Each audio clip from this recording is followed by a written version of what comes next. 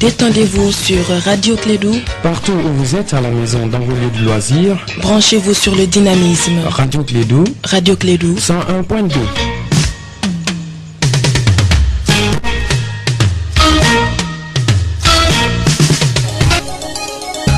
Le sport, les infos, la musique, l'actualité, de tout amuser et servir à chaud pour vous sur Radio Clédou.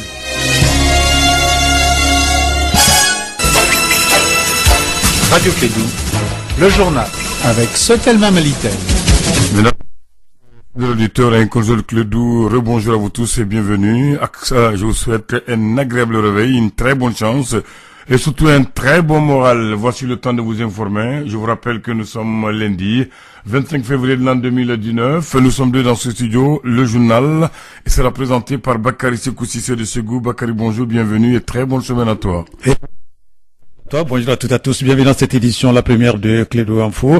Dans le pays, des militaires ont été tués ces week-ends. Il s'agit donc de deux soldats qui ont perdu la vie lors d'une tentative d'attaque kamikaze complexe au véhicule piégé contre le camp militaire Boubacar Sadassi de Koulikoro et ailleurs également 3 casques bleus guinéens donc sont tombés. On en parlera au début de ce journal avec Kassim Traoré. Et puis faire du syndicalisme autrement, c'est le slogan des Sinakopol. Tous les corps de la police nationale était donc dans un seul syndicat pour l'unité syndicale. Les commissaires ont décidé donc de faire le syndicalisme autrement. Alors donc vous allez attendre dans ce journal Amadou Maïga, il est le secrétaire général de ce syndicat. Et puis les logements sociaux, on continue donc à les donner à la population. Après donc Koutiala, 100 étaient à l'honneur ce week-end. 25 logements sociaux ont été donc donnés à leurs bénéficiaires. C'est en présence du ministre en charge de l'habitat, l'urbanisme et de notre envoyé spécial Arunaba depuis 100. C'est le titre de ce journal. Le développement dans un instant avec Bakary Sissi.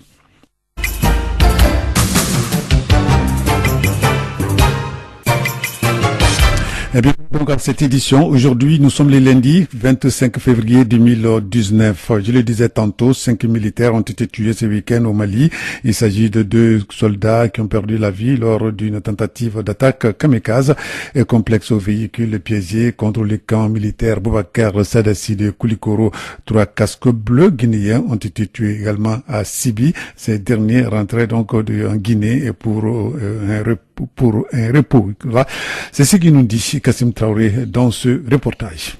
Les assaillants ont d'abord tiré sur le poste de contrôle de Maïfa à la sortie vers Banamba pour entrer dans la ville et foncer sur le camp. Face à l'alerte et à la réaction des sentinelles, les 10 assaillants se sont vus obligés de déclencher leur système juste à l'entrée du camp Boubacar Sadassi. Un deuxième véhicule kamikaze bourré d'explosifs qui n'ont pu être déclenchés a fait l'objet d'explosions contrôlées par des démineurs. Le bilan est de 2 soldats maliens tués, 3 blessés dont 2 militaires et 1 civil. Pour ce qui est de l'attaque à Sibi, ce sont des soldats guinéens, dont une dame de l'aménagement, tous en service à Kidal, qui devraient se rendre en Guinée pour les congés et avaient pris en location un taxi. Leur véhicule est tombé sur une barricade érigée par des hommes armés sur la route de Sibi après le péage avec 6 autres véhicules. Ces hommes armés qui, selon nos sources, parlaient tamashek et bamana, ont fait usage de leurs armes d'épaule en blessant le conducteur et en lui retirant son téléphone portable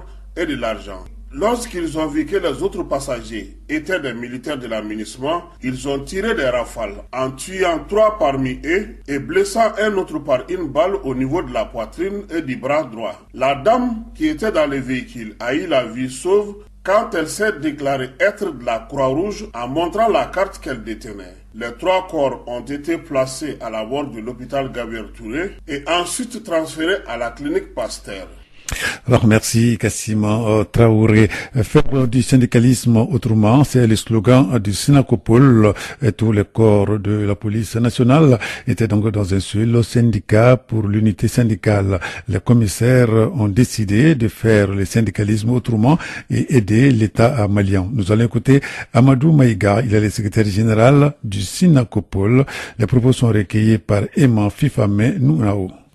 Édifier les populations de la relance, la redynamisation du syndicat national de commissaires de police et surtout les missions du syndicat national des commissaires de police. Donc, la redynamisation, elle est toute simple.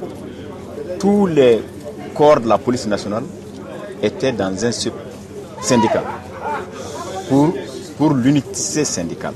On a vu notre slogan, c'est faire le syndicalisme autrement. Les commissaires ont décidé de faire le syndicalisme autrement. Le contexte sécuritaire du Mali aujourd'hui n'est pas glorieux. Donc les commissaires de police doivent tout mettre en œuvre pour aider l'État malien, pour rassurer nos populations. Nous attendons de notre État plus de formation, beaucoup de formation à l'endroit des fonctionnaires de la police, pour que nous puissions adopter nos moyens aux nouvelles menaces. Que les commissaires demandent à l'État d'ouvrir plus d'opportunités aux commissaires de police. Qui est par Nunao Fama, donc Nunao Emma. Voilà. Donc là, nous allons continuer ce journal avec cette fois-ci notre envoyé spécial à 100 où 25 logements sociaux ont été inaugurés. La cérémonie de remise officielle des clés. Donc c'est une samedi 23 février. Elle était présidée par le ministre en charge de l'habitat et de l'urbanisme, Mohamed Mustafa Sidibé. Le compte rendu de Arunaba.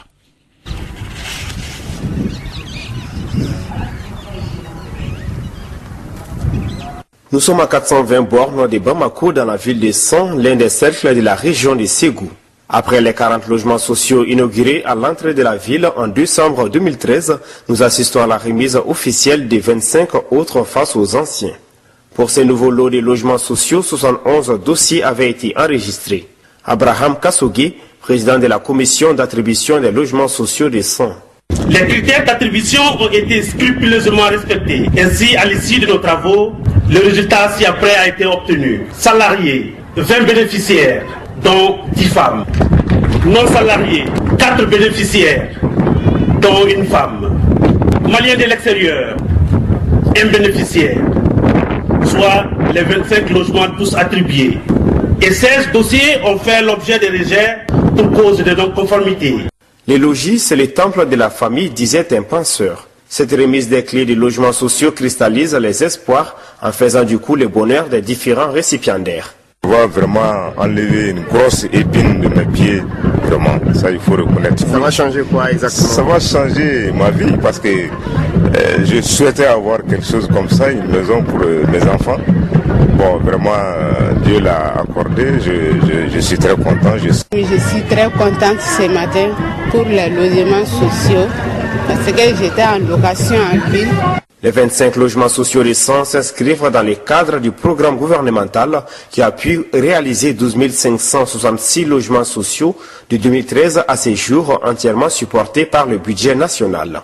Mohamed Mustafa Sidibé, ministre de l'Urbanisme et de l'Habitat du Mali. Les 25 logements sociaux réalisés ici à 100 dans le cadre du programme gouvernemental 2015 sont exclusivement composés de type F3 bétol et bâtis sur un site viabilisé de morcelé en parcelles de 300 m². Chaque logement a une surface bâtie de 72,7 m² et comprend un salon, 2 chambres, une toilette, un débarras, un hall et 2 terrasses couvertes. La gestion des logements sociaux est assurée par l'Office malien de l'habitat, conformément aux dispositions du décret numéro 2015-0315 PRM du 8 mai 2015 fixant les modalités d'attribution et de gestion des logements sociaux. Alors, Arunaba, de retour de sang. Voilà, donc nous allons changer de sujet. Après 4 années à la tête de l'Organisation mondiale de la santé au Mali, les collègues du docteur Lucien Manga lui ont rendu un hommage mérité. Une cérémonie a été organisée pour magnifier l'homme qui a rehaussé le niveau de recrutement des médecins. En 2015, il faut le rappeler, grâce à un plaidoyer, il a pu faire passer les financements pour le recrutement des médecins de 300 millions de francs CFA à plus d'1 milliard de francs CFA. Les précisions avec Fanta Djakite. Départ va laisser un grand vide. C'est en ces termes que le président de l'association du personnel de l'OMS s'est adressé au docteur Lucien Manga après 4 années de collaboration. Baya Koulibaly en est le président de la dite association. Dans l'existence, tout a une fin, même le plus beau.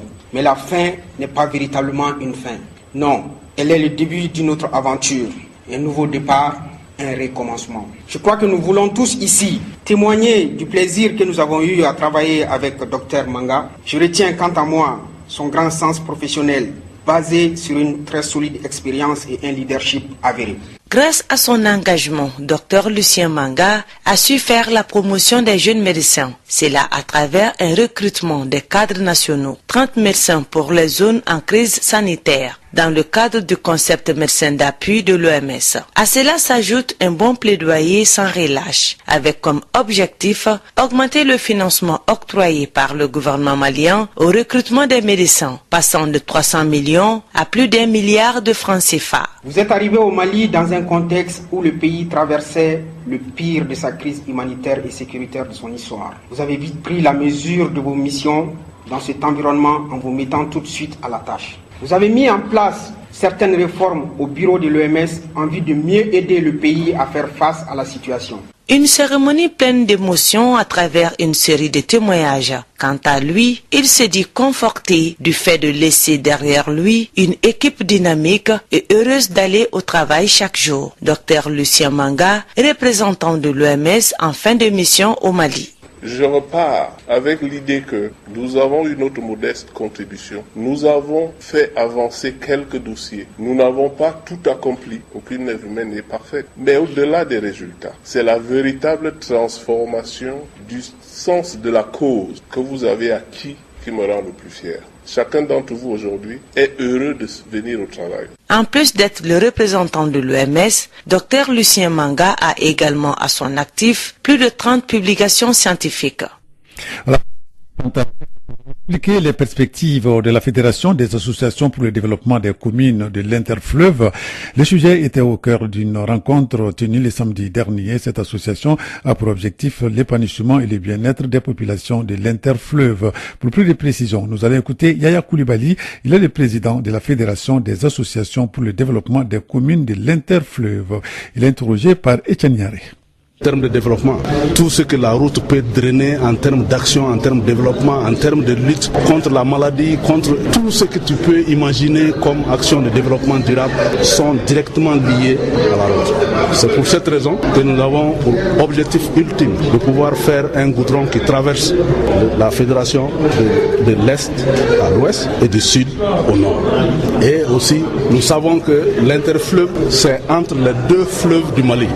Le fleuve Bani et le fleuve Niger. L'espace qui est entre ces deux fleuves, c'est ce qu'on appelle interfleuve. Autrement dit en Bamanankan, Baflani Nyonche. Donc tous les villages qui sont situés sur cet espace sont d'emblée membres de l'interfleuve.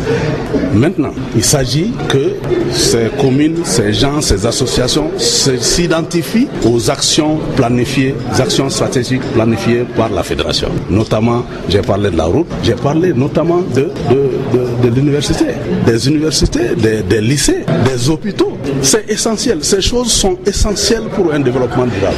On ne peut pas parler de croissance s'il n'y a pas cela. Et tous ces éléments sont directement liés à la route.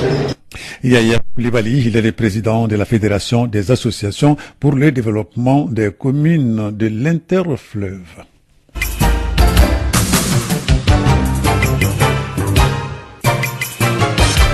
Nous ouvrons la page culture de ce journal avec les Festifago qui se passent déjà au Burkina Faso avec notre envoyé spécial Kassim Traoré sur place. La cérémonie officielle d'ouverture de cette 26e édition du Festival panafricain du cinéma et de la télévision du Ouagadougou a eu lieu le samedi dernier dans la cuvette du stade municipal Youssouf Joseph Kounombo. Une cérémonie riche en couleurs. C'est le président du Faso, Roch-Marc Christian Kabouré, et qui a donné les claps de départ de la fête du 7e art africain. Nous retrouvons sur place Kassim Traoré. De cette cérémonie d'ouverture, c'est Alimata Salambré, au nom des pionniers, qui a pris la parole. Elle a révélé être émue. Pour elle, c'est une chance d'avoir aidé à mettre au monde le FESPACO et d'être là pour le voir souffler sa 50e bougie. Le président de la commission de l'Union africaine a fait savoir qu'il y aura la création d'une commission de l'audiovisuel et du cinéma et un fonds africain pour le cinéma. Moussa Mahamat Faki. Alors qu'une partie de notre jeunesse semble quelquefois céder au désespoir, Le cinéma africain pourrait, en devenant plus populaire et davantage engagé pour les projets panafricanistes, se révéler d'un apport irremplaçable pour endiguer le mal. Il pourrait ainsi devenir l'efficace outil de valorisation du potentiel de notre continent et des opportunités prometteuses d'accès à la prospérité en terre africaine. Le Rwanda, pays invité, était représenté par son ambassadeur Stanislas Kamazi. Je voudrais vous assurer que notre participation au FESPACO va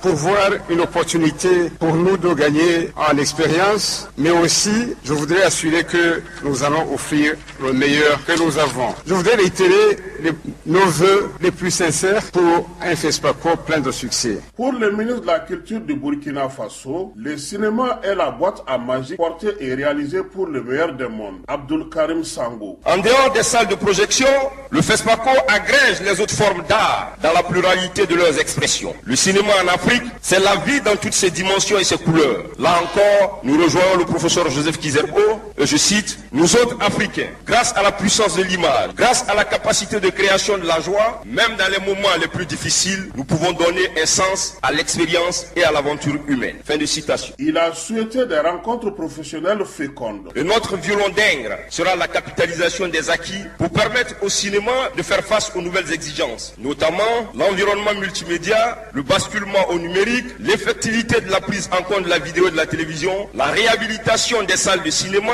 les aspects liés à la coproduction, à la diffusion et au marché de l'image et les questions liées à la formation des acteurs. Après les claps d'ouverture donnés par le président du Faso, les festivaliers ont eu droit à un concert de Magic System de la Côte d'Ivoire. Un hommage a été rendu aux cinéastes qui ont eu le talent du Nyenega Ouagadougou. Kassim Traoré à la 26e édition du FESPACO pour Radio Clédou. Voilà, merci Kassim Traoré. Nous allons rester sur l'international pour dire que, alors que la compilation des résultats de la présidentielle de dimanche est toujours en cours, l'issue du premier tour est incertaine, en tout cas au Sénégal. Dans la soirée, le premier ministre a donné Macky Sall vainqueur pour l'opposition en revanche. Un second tour est inévitable, alors que la commission électorale compile toujours les résultats des 16 000 bureaux de vote du pays. L'opposition et la majorité ont donné, en tout cas hier dimanche, soit dimanche soir, leur position, et elles sont bien différentes. Et puis hier, le président de la commission électorale nigériane a inauguré le démarrage officiel de la collecte des résultats de la présidentielle de samedi. Elle devrait procéder aujourd'hui à l'annonce des premiers résultats.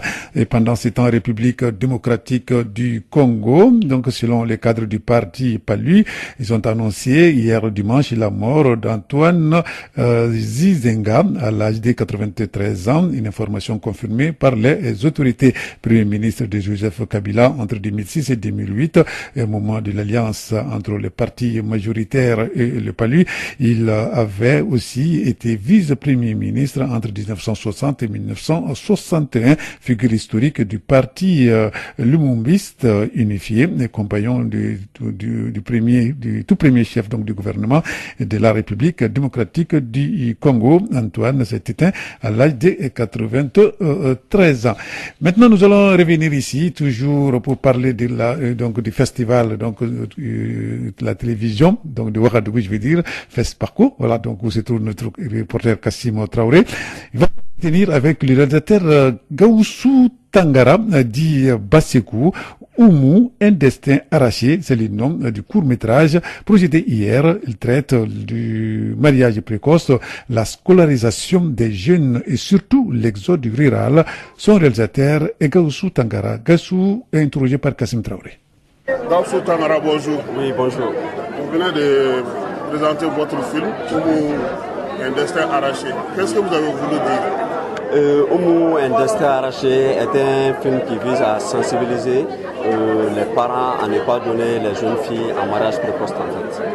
Voilà. Donc c'est un message de sensibilisation à ne pas donner la jeune fille en mariage précoce, à laisser la jeune fille continuer avec l'école, avec les études, car la place d'une jeune fille c'est vraiment pas le foyer en fait. Les charges sont lourdes, le travail est lourd pour elle. Voilà, donc il faut donner à chaque jeune fille la chance de continuer avec les études. C'est ce qui est vraiment recherché dans ce film. on voit qu'il y a beaucoup de sous-hommes, comme l'exode rural, le manque de boulot, le chômage. Est-ce que c'est des thèmes qui ne nécessitaient pas leur présence? Oui, parallèlement, nous avons traité aussi des thèmes dedans, tels que la migration, aussi la scolarisation de la jeune fille. Voilà, ce sont ces deux thèmes-là qui sont traités parallèlement dans le film. Qu'est-ce qui vous a poussé à choisir ces thèmes? Ces thèmes sont en fait une réalité en Afrique ici. Voilà, ce sont des thèmes qui sont d'actualité aussi. Sensibiliser les gens par rapport à la migration et puis par rapport à la scolarisation de la jeune fille est vraiment important dans la société africaine. Vous êtes à votre première participation. Est-ce que vous avez eu des difficultés dans la réalisation de ces films?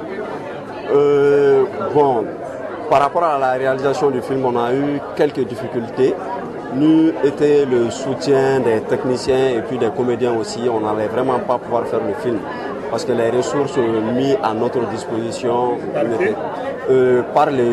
par Plan Mali, on a eu un soutien de Plan Mali à travers le conseil consultatif des enfants et jeunes de Mali qui sont allés en coproduction avec ma structure qui est Vortex Group. Donc nous avons pu faire le film avec un soutien de Plan Mali qui n'était vraiment pas assez quoi. Quel a été l'apport de l'État dans la réalisation? L'apport de l'État dans la réalisation, bon, je ne sais pas, peut-être un accompagnement moral, je dirais, sinon on n'a vraiment pas eu de soutien de l'État. En tant que jeune, qu'est-ce que ça vous fait d'être à ces festivals, à ce rendez-vous du cinéma africain? Déjà, c'est un grand espoir pour moi, déjà, de voir que le travail que nous avons effectué, étant jeune, avec nos maigres moyens, parvient à compétir vraiment à un grand festival comme le FESPACO, qui est vraiment le grand rendez-vous de tous les cinéastes africains. Donc, je ne peux que m'en réjouir. Déjà, c'est ma première fois, je n'ai pas vu les autres éditions, les éditions passées, pour pouvoir vraiment juger. Mais cette édition, en tout cas, m'a vraiment marqué. Je vois tout l'engouement qui est autour de FESPACO. Je vois que c'est vraiment un grand festival qui réunit le monde. Les gens viennent de tous les horizons. Vraiment, c'est un riche partage d'expériences. Voilà. Donc, c'est vraiment intéressant le festival. Est-ce qu'il ne serait pas temps que l'État aide vous, les structures privées, étant donné que cette année, l'État même n'a pas pu faire un film qui est en compétition ici, dans toutes les catégories? En tout cas, toutes les aides sont en tout cas les bienvenues s'il s'agit de faire une production cinématographique en fait. Parce qu'en réalité, faire un bon film, ça demande des moyens. Donc si on peut aussi avoir le soutien de l'État, ce serait vraiment le bienvenu. On en a vraiment besoin. L'État d'une part même a intérêt vraiment à nous soutenir car le cinéma peut vraiment contribuer à la réduction du taux de chômage. Ça peut créer les emplois, il y a pas mal de corps de métiers qui sont pris en compte dans la réalisation d'un film. Un très bon film peut en tout cas donner du travail à plus de 100 personnes. Comme vous avez remarqué sur le générique, bien vrai que c'est un court-métrage, mais c'est des centaines de personnes qui ont intervenu sur le film. On n'a pas eu les moyens vraiment de les récompenser, ils nous ont soutenus moralement. C'est vraiment le lieu de les remercier, de remercier tous les partenaires, le principal partenaire qui est vraiment le Plan Mali international qui nous a soutenus. Voilà, donc là, c'était le réalisateur Gaussou Tangara Di Basekou, le réalisateur du film Oumou, un destin arraché. C'est le nom donc de ce court-métrage qui a été projeté hier. Donc, il est interrogé par notre envoyé spécial au Festival de Ouagadougou, Kassim Traoré. Voilà, c'est tout pour cette édition, la première des Clés d'Info. Merci de l'avoir suivi. Restez avec nous dans un instant, la rubrique Elect sur notre antenne. Radio Clédou, le journal avec Sotelma Malitel.